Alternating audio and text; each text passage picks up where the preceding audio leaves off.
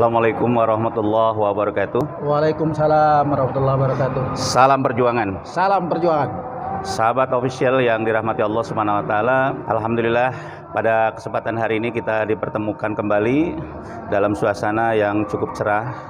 Pada kesempatan kali ini saya ditemani oleh salah seorang pakar yang cukup terkenal, yang tulisannya sudah sangat viral, ya, yang sudah malang melintang, ya.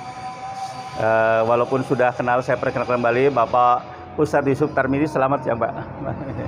Insya Allah pada kesempatan kali ini kita akan membahas tentang problematika bahan bakar, terutama yang berhubungan dengan Pertalite.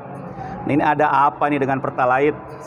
Sepertinya kok ruwet sekali. Nah, padahal kalau dilihat dari stok ini sebenarnya cukup melimpah. Kebetulan saya membaca tulisan Pak Ustadz, melihat dari beberapa sisi. Nah, mungkin saya ingin dijelaskan Pak, kira-kira yang Bapak tulis itu arahnya kemana dan problematika apa yang sebenarnya sedang terjadi Pak? Dipersilakan Pak. Baik, pemirsa, para sahabat semua, Pak Haji Solihin yang saya banggakan dan muliakan, semoga Allah senantiasa memberkahi kita semua. Amin. Hampir mirip ya modus sekarang gitu ya. Pertalite dengan premium. Premium dulu tahun 2020 ketika dia hilang itu adalah saatnya sedang ramai-ramai kasus kerumunan di Petamburan. Iya. Ya, kasus pernikahan anak Imam Besar Habib Rizik Syihab. Dan rakyat lupa kalau premium udah nggak ada di pasaran. Yang dibicarakan tiap hari itu di warung-warung kopi, di media sosial, itu yang dibicarakan itu adalah kasus Petamburan. Ya, sehingga orang lupa terhadap premium. Ternyata premium udah nggak ada di pasaran. Dan ditambah lagi kasus besar, yaitu penembakan 6 laskar FPI. Jadi semua mata publik itu tertuju ke kilometer 50 dan kasus Petamburan. Premium bensin, kalau kata istilah kita, kata orang Sunda, bensin gitu ya. Itu udah nggak ada lagi.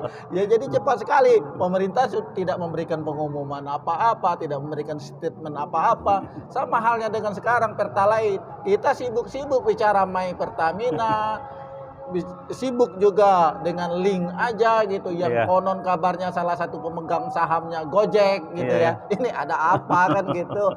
Ini kita ributnya di situ. Ternyata udah mulai sekarang ketersediaan Pertalite agak mirip-mirip dengan 2018, karena premium itu sudah mulai agak hilang-hilang di pasaran itu dari 2018. Saya merasakan betul waktu saya ke Jakarta, premium itu hanya ada di pinggiran Jakarta, sama dengan di Bandung. Ketika itu 2018, kalau ingin nyari premium di kota Bandung nggak akan ada. Hanya di SPBU tertentu. Nah, di pinggir-pinggir. Nah, sekarang juga sama kejadiannya. Jadi premium itu Pertalite itu udah mulai langka. Ini ada apa sebenarnya? Nah, ini yang membuat kecurigaan kita bersama. Ini ada apa? Pertamina yang hutangnya ratusan triliun, yang mungkin bagaimana yang membuat rakyat tidak habis pikir gitu utang ratusan triliun. BBM kita ternyata ini ada apa? Permainan siapa? Mafia gitu. Ada kaitannya nggak Pak dengan, maaf ya, misalkan dengan sekarang direktur Pertamina itu Ahok gitu, yang dulu komisaris utama itu kan waktu di Jakarta juga selalu membuat masalah kepada rakyat itu. Ada kaitannya nggak Pak ini dengan ini? Walau alam ya, saya belum punya bukti untuk membicarakan itu. Tapi memang kalau kita lihat Pertamina ini bukannya lebih baik sekarang ini ya, malah lebih hancur menurut saya. Coba bayangkan 400 triliun lebih itu yang diungkapkan oleh majalah Tempo ya, hutangnya Pertamina. Ini kan tinggal menunggu waktu Pertamina ini akan kolaps.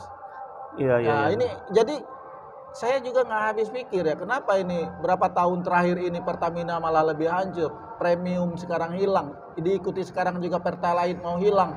Jadi subsidi semua dicabut kepada rakyat, sementara rakyat tidak dapat kompensasi apa-apa kecuali hanya dapat bantuan langsung tunai BLT, dan itu hanya sesaat menghibur aja. Gitu. Ya, saya ini Pak dapat juga berbagai macam komplain ataupun keluhan dari masyarakat tentang penggunaan link saja, ya.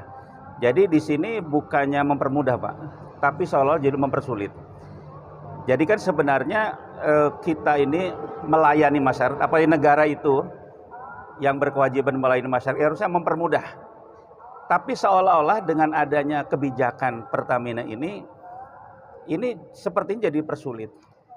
Mungkin pertama gini, Pak, tidak semua orang punya HP. Kemudian kalaupun yang punya HP juga belum tentu punya kuota. Nah, jadi kalau dengan misalkan aplikasi ini sudah diberlakukan, kan seolah-olah setiap pembeli itu harus bawa HP dan punya kuota. Dan itu bahayanya itu di SPBU itu sudah ada tulisan. Nah, itu. Tidak boleh main HP. Nah, kan kalau kita mau bayar kan berarti buka handphone, pakai aplikasi, ya kan, betul kan? Betul. Apakah nggak akan meleduk itu SPBU? Padahal kan tulisannya udah ada. Ini ada.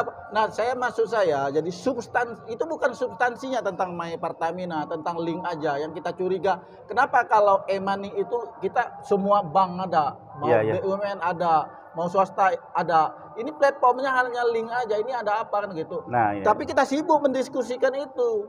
Tapi kita lupa bahwa nanti ketersediaan Pertalite ini akan hilang di pasaran, diganti dengan Pertamax yang konon kabarnya harganya per liter nanti itu sekitar 12.000 lebih. Jadi ada kemungkinan ini sebuah modus ya, Pak, ya? Modus seperti premium dulu gitu.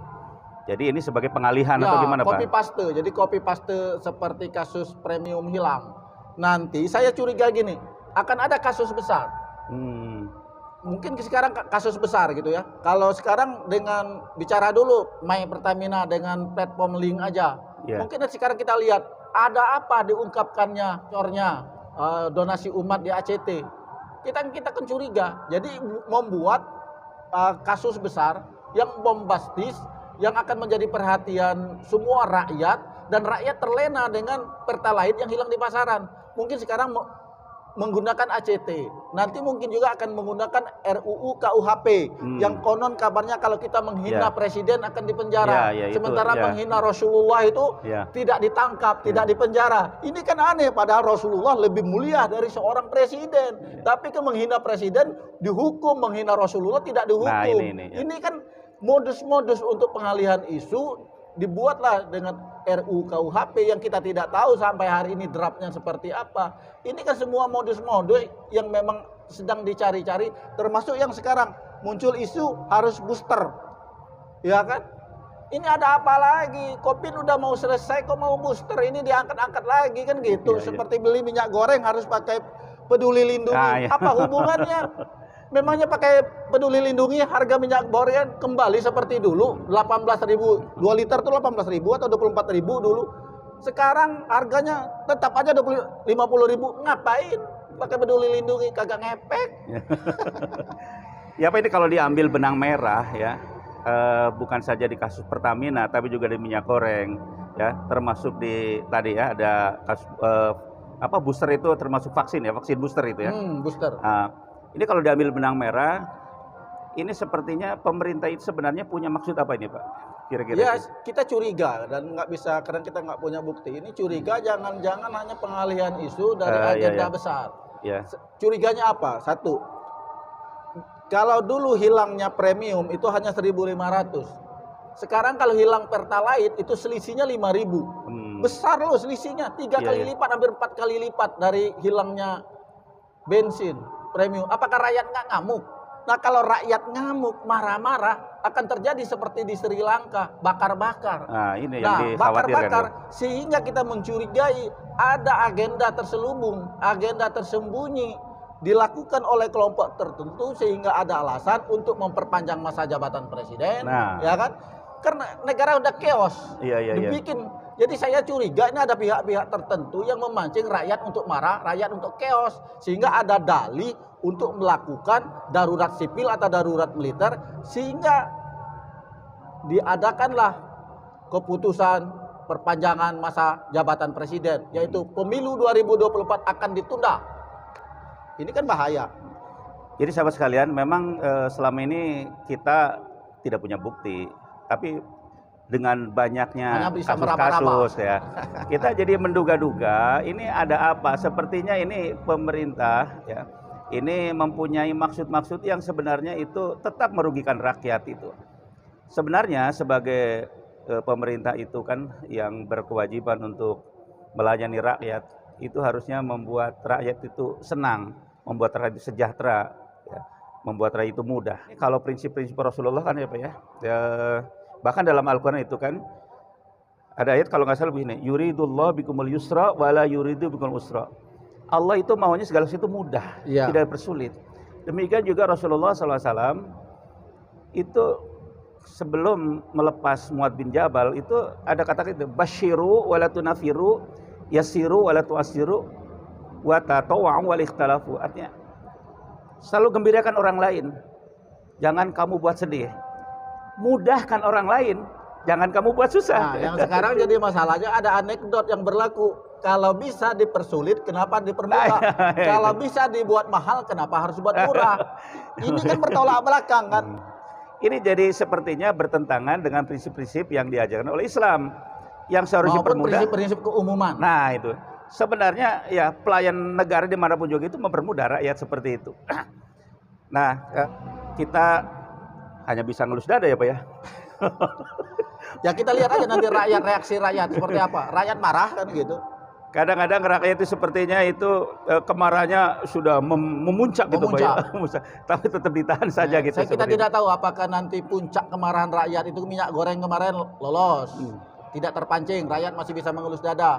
Apakah hilangnya Pertalite nanti rakyat akan mengusap dada, mengelus dada, ataukah datang ke istana atau datang ke gedung MPR untuk minta presiden mundur? Nah ini yang saya curiga. Ya. Jadi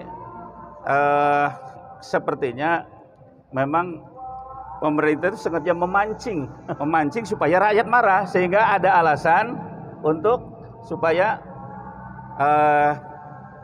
katakanlah misalnya membuat dekret atau apa ya Pak ya, atau perpanjangan itu seperti itu ya, barangkali itu seperti itu mungkin ada kecurigaan itu Pak ya. Ya pokoknya kecurigaannya itu adalah memancing kemarahan rakyat, ya sehingga ada dalih, ada alasan untuk menunda pemilu secara otomatis untuk memperpanjang masa jabatan presiden kan gitu. Ini yang kita curigai kan gitu. Jadi sekarang memancing-mancing lah gitu ya rakyat untuk marah. Bismillahirrahmanirrahim. Assalamualaikum warahmatullahi wabarakatuh. Sahabat HS Official yang dirahmati Allah, alhamdulillah berkat dukungan dan doa-doa dari sahabat sekalian, kami tetap bersemangat untuk terus merintis pembangunan masjid dan pesantren tahfidz Al-Quran di atas lahan sekitar 1 hektar di daerah Cipatat, Kabupaten Bandung Barat. Barangkali ada di antara sahabat seorang dermawan yang tertarik untuk berinvestasi akhirat guna membangun masjid dan pesantren tahfidz Al-Quran. Mari bergabung bersama kami di Yayasan Pesantren Indonesia. Bagi sahabat yang tergerak hatinya untuk berinvestasi akhirat, silakan hubungi kami di 089 6617 1543 yaitu Ustadz Daud Abdul Jabbar Al-Hafidh, atau di 0811 2268 830 yaitu Dr. Insinyur Wawan Gunawan, atau salurkan zakat, infak, dan sodakoh sahabat sekalian ke rekening BRI 7509100764505 atas nama Yayasan Al-Biro. Terima kasih atas dukungan dan partisipasi sahabat sekalian. Semoga Allah senantiasa merahmati kita sekalian. Terima kasih. Jazakumullah khairan katsiran. Wassalamualaikum warahmatullahi wabarakatuh.